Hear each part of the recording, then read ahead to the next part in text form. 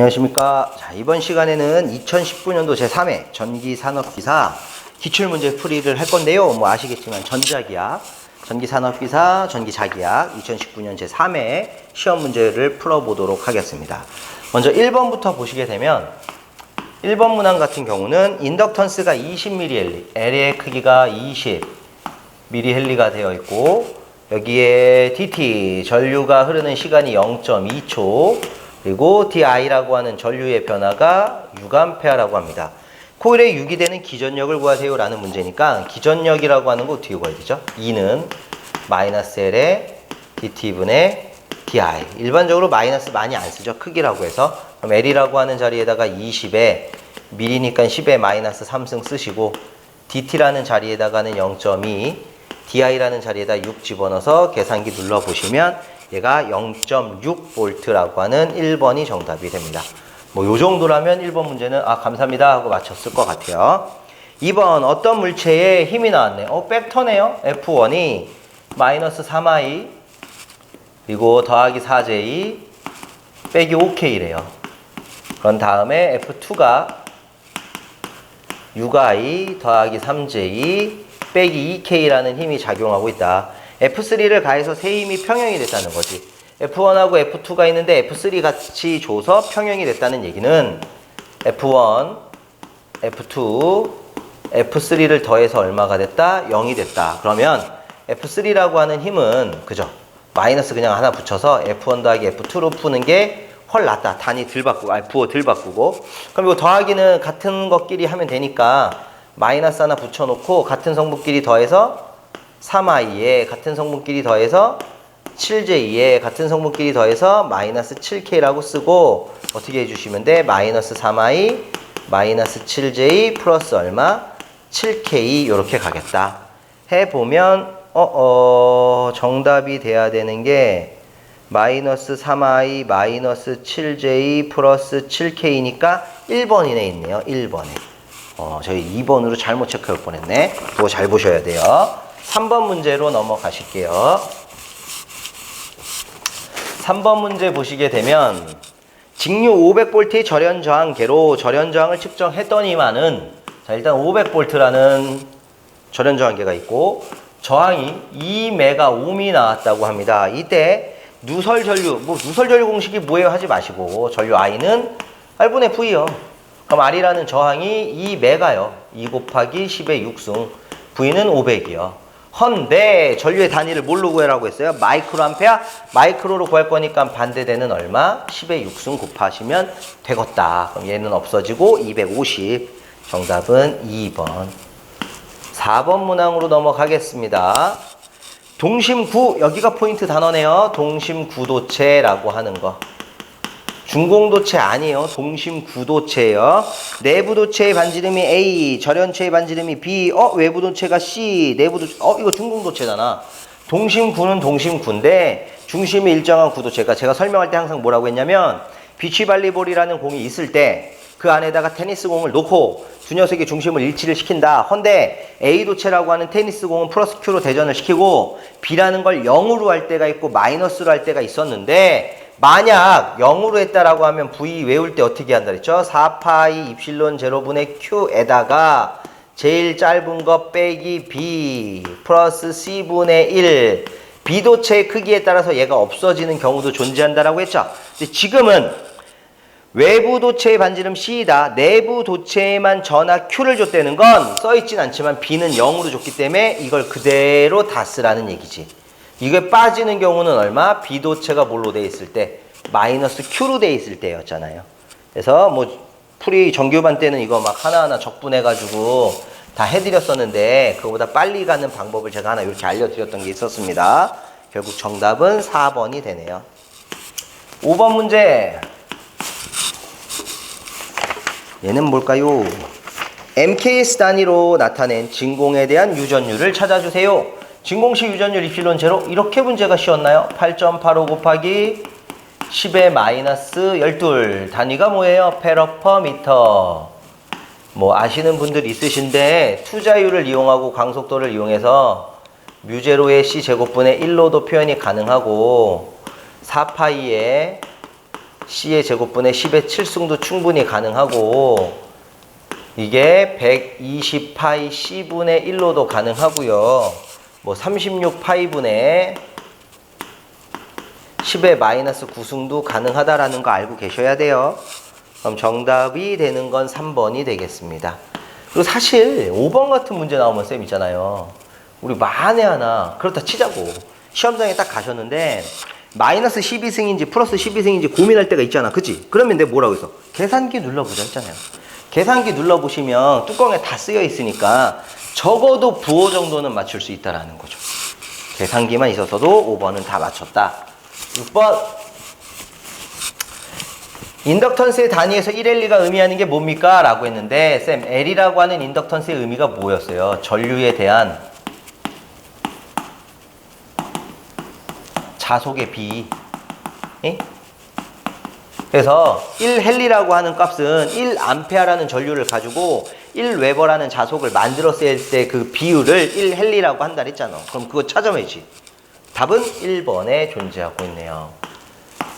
7번 자유공간에 변이전류가 만드는 게 뭐냐라고 나와 있네요.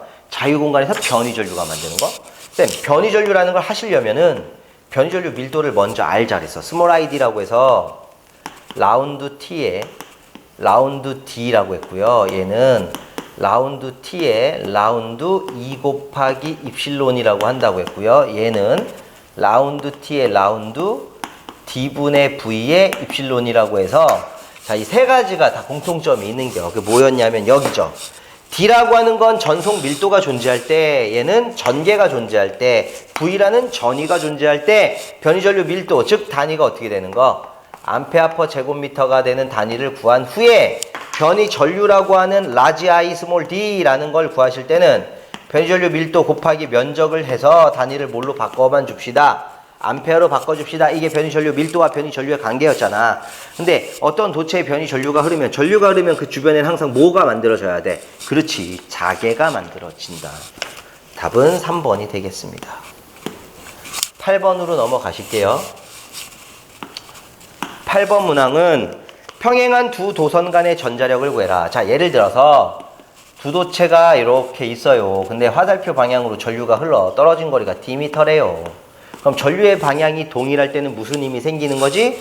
그렇지. 흡인력이 생기는 거였고 패러데이 왼손, 플레밍의 왼손, 패러데이 왼손이 어디 있어? 플레밍의 왼손 법칙을 이용해서 방향 찾았던 거고 전류의 방향이 반대면 무슨 힘이 생기는 거였어요? 맞습니다. 반발력이라고 하는 힘이 생기는 거야. 그래서 전하의 극성이랑만 헷갈리지 말자고 얘기했던 거고 이때 하는 F가 잘 안 외워지긴 해도 어떻게 써? 외워야지.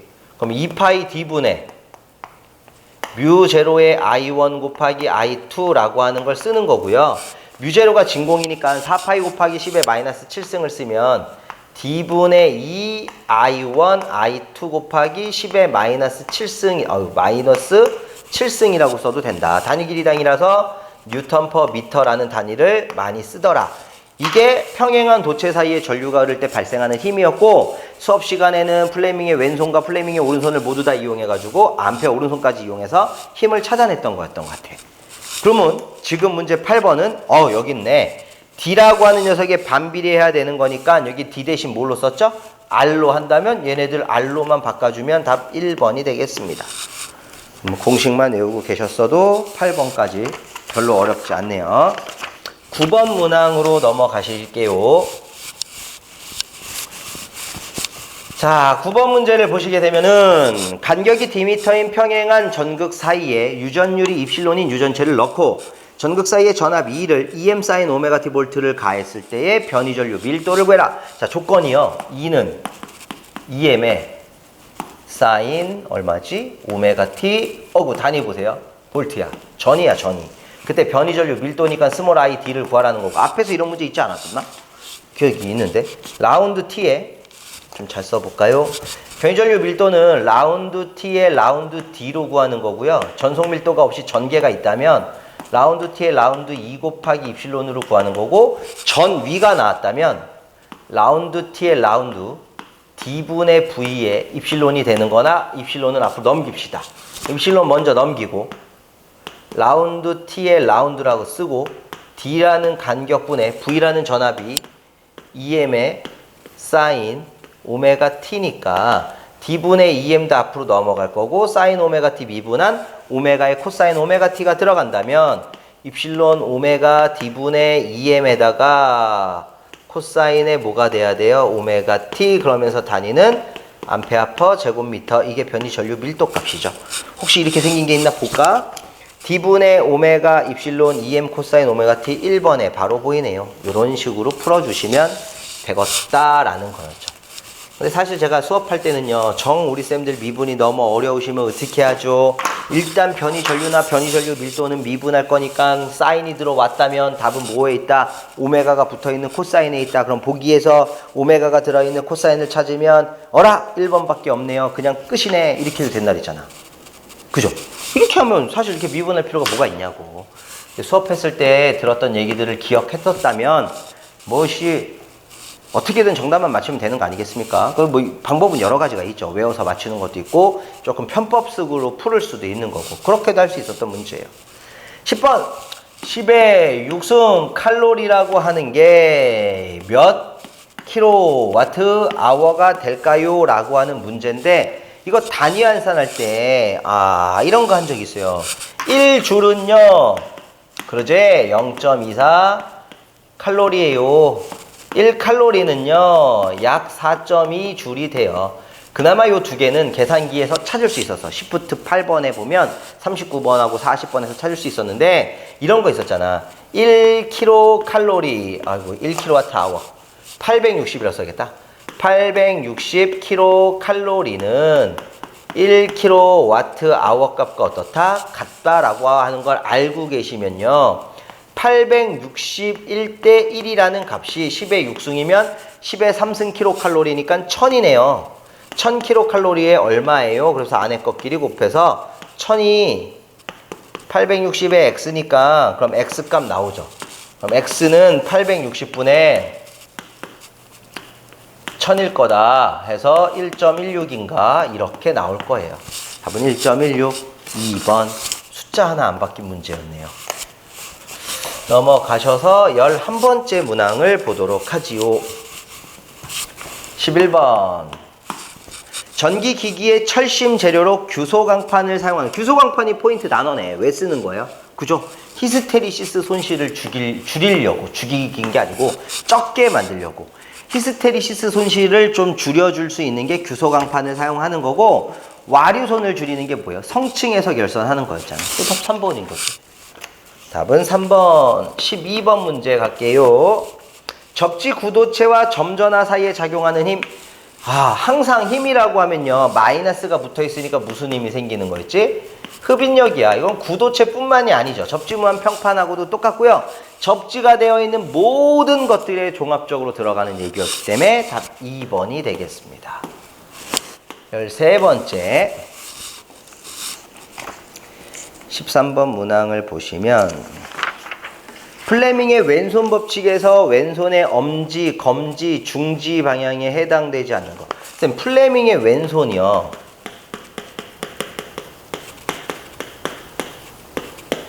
이게 뭐였죠? 의미가 뭐였지? 그치. 자개라는 게 형성되어 있는 어떤 공간에 도체나 도선을 두고 전류를 흘리면 회전력이 발생한다. 그래서 이걸 전동기의 원리로 쓴다라고 했고 그때 발생하는 회전력, 전자력 F가 아바이는 신이에요. 이렇게 외우자고 하지 않았던가요? IBL 사인 세타. 그래서 왼손가락을 갖다가 요렇게 하면 F, B, I의 방향이 됩니다. 라고 했었던 것 같아. 그러면 전압이라고 하는 방향은 존재하지 않네요. 1번. 14번째 문제로 넘어가시겠습니다. 14번은 반지름이 1m인 원형 코일에 1A의 전류가 흐를 때 밑줄 치셔야 돼. 어디 자개야? 그렇지. 중심점 자개야. 이거 제가 비오사바르 법칙, 죄송합니다. 비오사바르 법칙을 가지고요. 원형 코일 중심 축상의 자개부터 만들었었어. 2배의 A제곱 플러스 스몰 r의 제곱에 2분의 3승분의 A제곱의 I인데 권수가 있으면 M 붙이는 거. 이건 중심축, 중심선 자개고 중심점 자개는 요 거리가 없단 말이지.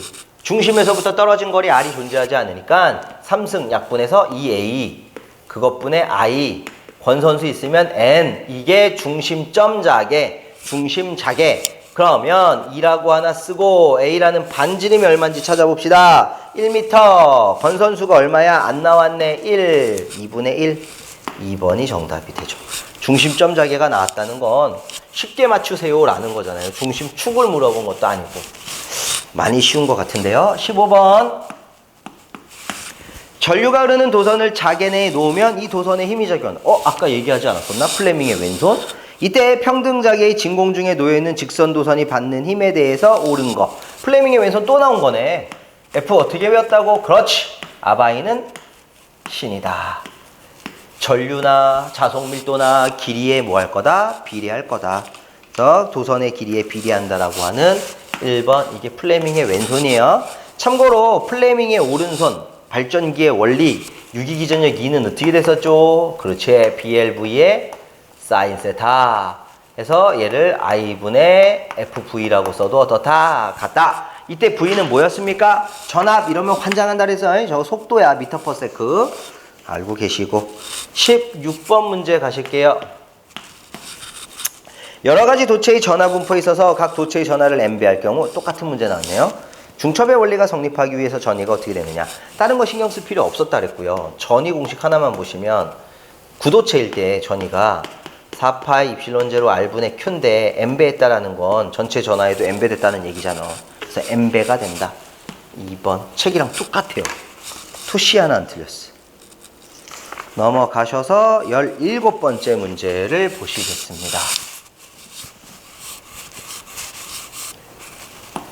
17번 문항은 2라는 전개가 있고요. 0.2쿨롱의 전하가 있어요. 전개 2가 I 더하기 EJ 더하기 3K에 다니는 볼트 퍼 센티미터.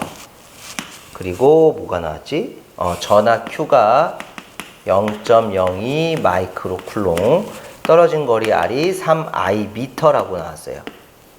이때 필요로 하는 E를 구하세요. 선생님 여기 주의하실 게 있죠. 책하고 똑같은 건데 W는 힘에다가 거리를 곱하는 거야. 힘을 구하는 게 아니고. 근데 힘이라는 게 없으니까 힘 대신에 F는 QE를 쓰겠다는 거고 거리기의 거리를 전부 다 내적 계산할 거니까 0.02 마이크로면 10의 마이너스 6승 전개 2는 I 더하기 EJ 더하기 3K 주의할 건 센티미터가 있어. 나중에 합시다. 거리가 얼마가 돼요? 3i가 될 거고 단위 때문에 센치니까 얼마를 곱해야 돼? 10의 마이너스 2승분의 1을 곱하면 여기만 계산했었을 때 얼마야? 그냥 3. 얘하고 얘 계산하면 마이너스 4승 0.06이네. 0.06 곱하기 10의 마이너스 4승 얘가 답이에요. 이게. 그럼 0.06 곱하기 10의 마이너스 4승 없으니까 몇 번? 2번하고 똑같다. 쌤 이거 알 수 알죠? 뭐 문제 푸는데 이런 거 해야 되나? 이게 6으로 갔다라는 건 여기다 곱하기 10이 얼마 한 거예요? 2승. 그럼 여기다 얼마 곱해야 돼? 마이너스 2승. 그래서 두 개 더해서 마이너스 6승. 정답은 2번이 되겠습니다. 18번째 문제. 동일 용량 C 마이크로 페럿의 캐패시턴스. 캐패시터 N개를 병렬로 연결하면 합성 용량은. 쌤 이거는요. 저항이 직렬일 때는 합성 저항이 R1 플러스 R2잖아요. 병렬일 때는 합성 저항이 뭐 크기가 같다. 그런 얘기 하지 마요. 두 개만 있다. 두 개를 합한 것분에 두 개를 곱한 게 돼서 직렬일 때는 크기가 동일하면 NR, 병렬일 때는 N분의 R이라는 거 알고 계시죠? 그럼 컨덕턴스 G 가지고 하면 크기가 동일할 땐 N분의 G. 왜? 저항의 역수 개념이니까 여기는 NG. 그러면 콘덴서를 가지고 얘기했을 때는 컨덕턴스랑 같은 흐름이기 때문에 N분의 C. 여기서는 NC. 병렬이면 결국 NC라고 하는 게 되는 거지. N배가 된다. 답은 몇 번입니까? 2번에 있었네요. 19번째 문제. 무한장 직선 도체에 선 전하 밀도 람다의 전하 분포가 되어 있는 경우 이 직선 도체를 축으로 하는 반지름 아래 원통 면상에 뭘 구해라? 전개를 구해라. 쌤 원래 전개 구하라는 건데 이게 그대로 하면 가우스가 만든 거예요. 사실은 전개의 공식을 처음에 만든 사람은 쿨롱밖에 없었다 그랬잖아. 그래서 쿨롱이 구도체일 때 4파입실론제로 R 자승분의 Q라는 걸 만들었더니 가우스가 화가 나서 아니 더 공부를 잘해서 n은 인테그랄 EDS에 썼을 때 얼마가 된다라는 거?